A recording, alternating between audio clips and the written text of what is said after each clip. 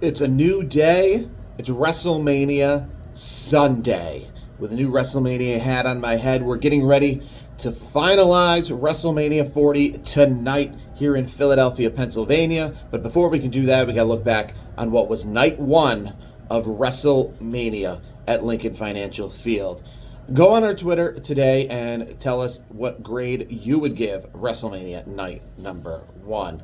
A few little takeaways, obviously being in the stadium. It was as advertised as I see on television of being very cold. Now I understand it's not cold as in below freezing temperatures and stuff like that, but you know, for an event in which you pay a lot of money to, and an event in which you're supposed to more or less just enjoy, you're not just being like at a football game and going really crazy in snow pants and a winter hat, it is a little cold. And I guess obviously you dress for the conditions. And because it is only 50, you're not wearing a snow pant, you're not wearing probably a winter hat, you're not wearing scarves, you're not wearing all sorts of layers as if you were sleeping outdoors in the snow. So you're wearing layers in which you think is good for 50 degrees Fahrenheit, which ends up making you still a little bit cold. But the card itself, we started the things off with Becky Lynch, Rhea Ripley. Obviously, Rhea Ripley is the bad guy, but essentially to the fans, she is the good guy.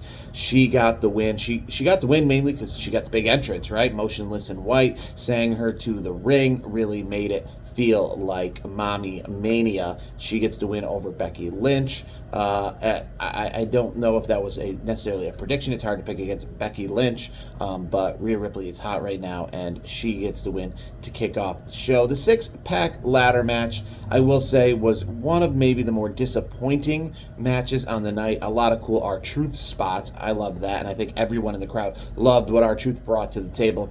But just in general, when you're watching, you know, a huge match like that in a stadium, it's hard to follow. Obviously on television a little bit easier, but if you're in the stadium it's hard to follow. You know, a lot of people in the ring, a lot going on, and when they put the belts up and they pretty much kept them apart, it was pretty apparent that they were going to be split up. So A-Town Down Under wins the first set of belts, the SmackDown Championships, and then they're the bad guys essentially, right? So we got to go off with good guys. Awesome Truth picks up the Raw Tag Team Championships at the end. R-Truth Tag Team Champion with The Miz once again. That was what everybody was hoping for as we got to the end. So the Judgment Day, no longer the undisputed Tag Team Champions. And again, another face comes out with a win.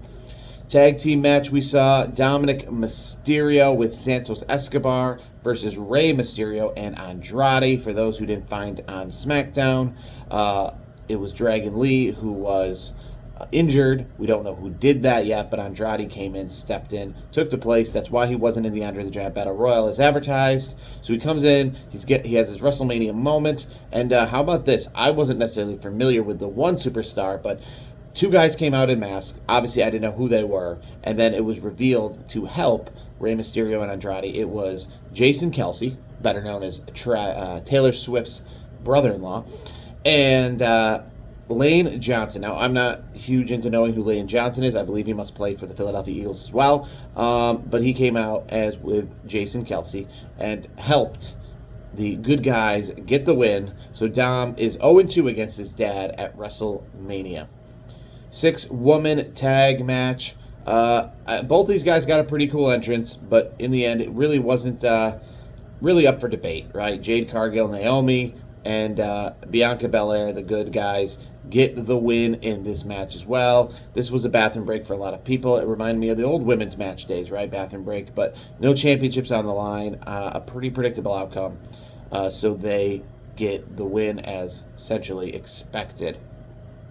Brother versus brother. This was an entertaining match, right? A lot of spots here. And as I was talking about the six-pack ladder match where it's hard to follow, this was easier to follow. Jay and Jimmy, a pretty good match in the ring. A really cool video package before the match started. And, you know, I was hoping maybe Jimmy wins just because I'm a big Bloodline guy, but also more importantly, you know, we've been seeing good people win, good guys and faces win all night. We got to switch it up, right? We know where we're going to switch it up mostly, but we'll get there in a minute. But Jay gets the win in front of the crowd. That's all, you know, chanting and bouncing up and down for him. But a good match overall. Jimmy tried to do the whole tactic where, he asked for his brother's hand, gets his brother's hand, gets his generosity, and then boom, takes advantage of his weakness. But in the end, Jay gets the win. Probably the match of the night, the Intercontinental Championship match, Sami Zayn, Gunther. Gunther's long reign. It went through WrestleMania last year, and it came right out the other end. It's coming into WrestleMania this year. So the question is, a lot of people have, that I have as well, and that is when one person with a super long title reign wins, does that mean the other is going to lose? So we'll find out, obviously, with Roman Reigns and Cody Rhodes later tonight. But Gunther with Sami Zayn, Gunther had a lot of chances, but it got a little out of hand at the end. Gunther was focusing a lot on Sami Zayn's wife, who was sitting ringside and kind of stalling, and that stuff obviously works not necessarily into the favor. Maybe if you're The Rock and you're looking at Mama Rhodes, but for Gunther, he focused a lot on Sami Zayn's wife ringside, really trying to just gloat about how he was going to get this win, and in the end, it ends up costing him. Sami Zayn with a really cool spot off the top rope with Gunther, close to the finish of the match, and then gets the win, ends the long title reign of Gunther, and is the new Intercontinental Champion. So, very similar, like I said on our show every single week, very similar to the story of Daniel Bryan, WrestleMania 30. He goes off the main event, holding up the championships, all the confetti, and then as the year passed, going into WrestleMania 31, Daniel Bryan obviously got hurt and had to kind of come back, but not put back into the main event scene, put into the Intercontinental Championship scene, and then in the middle of the card, kind of in his return, becomes the Intercontinental Champion the next year. It's kind of a lull between, right? So we know Sami Zayn had that lull between, not necessarily due to injury, but the lull between winning the main event of WrestleMania 39 and then now being the Intercontinental Champion coming out of WrestleMania 40. Obviously, they lost the tag team belts many months ago. Sami Zayn has been kind of finding himself. Kevin Owens has put himself into the U.S. title picture since then. So Sami Zayn, once again, leaving WrestleMania, second straight year as champion. And in your main event, a match that I thought, started off very slow, but was pretty good. Had a lot of entertaining spots. Had a spot where Roman accidentally speared The Rock. I thought that might be the end of this match. We saw a Cody bottom through a announce table. We saw them go outside of the ring and fighting in the crowd with The Rock throwing a trash can on Seth Rollins out in the crowd. Roman and Cody fighting on top of the rampway. A lot of awesome moments. We saw The Rock try to use the belt against Cody. We saw Cody try to use the belt. A lot of back and forth. A lot of times we thought this match could possibly end. Like I said, started out very slow, but then ended up being a good match that overall, I don't know from bell to bell, but it definitely was a 40 minutes of time it took in the ring with those guys going at it. Finally, The Rock helping with slapping Cody with the belt. And then, the finishing move on Cody Rhodes from Roman Reigns. 1, 2, 3. The Bloodline gets the win. The only heels to get the win on the 7-match WrestleMania Night 1 card. I think there should have been a lot more heels winning, just to even things up, but only one set of heels wins. So my prediction, obviously, and this is why I think a lot of people were in favor of the Bloodline winning, because I did hear it in the crowd, that with the Bloodline win tonight, that can all but assure that Cody is going to win on night number 2. We're not going off 2 straight nights of WrestleMania with heels winning. Are we? It'd be crazy, right? And the fact that so many faces won on night number 1, and then we end with heels winning the main event. It's very similar to last year, right? The good guys beat the Usos on night number 1 of WrestleMania, and then Roman Reigns won on night number 2. So, maybe this year it's that reversed. Cody Rhodes, good guy, winning on night number 2. Now the question would be, though, is do we have some heels win in the undercard on night number 2 today? I think we do. I think we have Logan Paul leaving with the championship. Now I have Bayley beating Io Sky and leaving with the championship, but Drew McIntyre, he's a heel. I have him leaving night number 2 as the champion. So a card in which 6 out of the 7 matches saw faces win on night number 1.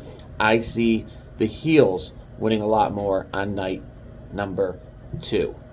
WrestleMania night number 2 coming up. WrestleMania night number 1 in the books. A full crowd at the start of things. It didn't look like a full crowd, but by the time the main event started, the place was packed. And I will say, unlike a lot of other WrestleManias I've been to in the past, when the show was over, people were filing out. We were waiting until the credit, or for them to say the show was officially over, we're off television. People were filing out. It was very cold, probably the coldest WrestleMania on record. The MetLife Stadium's ones were cold, I will say that, but probably one of the colder exits and colder times to be in the stands at a WrestleMania on record in Philadelphia at Lincoln Financial Field. But like I said, good crowd, good atmosphere. I will say the pyro budget for being a quote-unquote new era seemed a little bit lesser than a typical WrestleMania. Obviously, some of the stars had their pyro.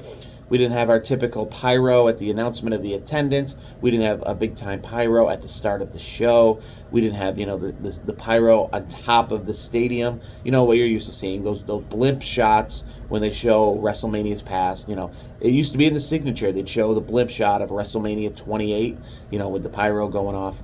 So maybe more pyro tonight on top of Lincoln Financial Field and outside of Lincoln Financial Field. We will find out tonight. WrestleMania night number 2 coming up, but WrestleMania night number 1 in the books from Lincoln Financial Field. Let's do it all over again.